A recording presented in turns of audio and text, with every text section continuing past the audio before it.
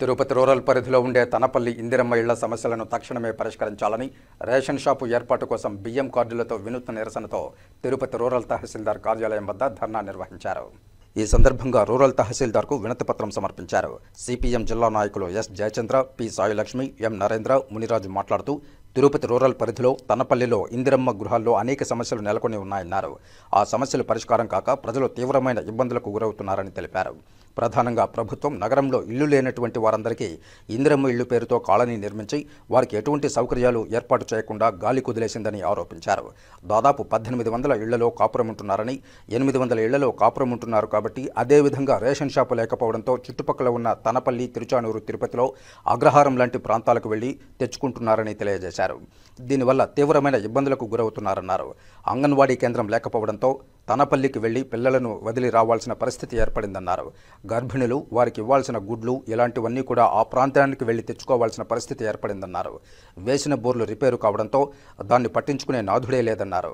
మంచినీరు లేకపోవడం వల్ల తీవ్రంగా అల్లాడిపోతున్నారని తెలిపారు. కాబట్టి ఈ సమస్యలన్నీ పరిష్కరించాలని గురువారం తహసీల్దార్ కార్యాలయం ముందర ధర్నా నిర్వహించారు.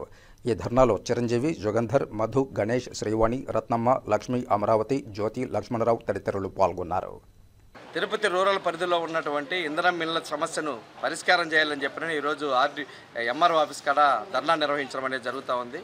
ప్రధానంగా తలంపల్లి ఇళ్ల దగ్గరికి తిరుపతి పరిధిలో ఉన్నటువంటి చాలామందిని అక్కడికి తీసుకెళ్లి 1800 ఇళ్లను తీసుకొచ్చి అక్కడ నిర్మించాడు. ఆ నిర్మించినటువంటి ఇళ్లకు సరైనటువంటి సౌకర్యాలు కూడా ఏమీ లేవు.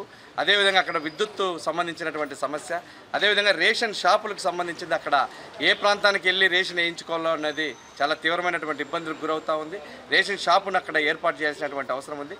దాదాపు 1800 కుటుంబాలు ఆ ఏరియాలో నివసిస్తూ ఉంటే వాళ్ళకు అక్కడ ఉన్నటువంటి చిన్నపిల్లలకి ఏవి కూడా అక్కడ అంగన్వాడీ స్కూల్స్ లేకపోవడం కూడా చాలా ఇబ్బందికరంగా ఉంది. అదేవిధంగా బోర్లన్నీ కూడా చెడిపోయినాయి.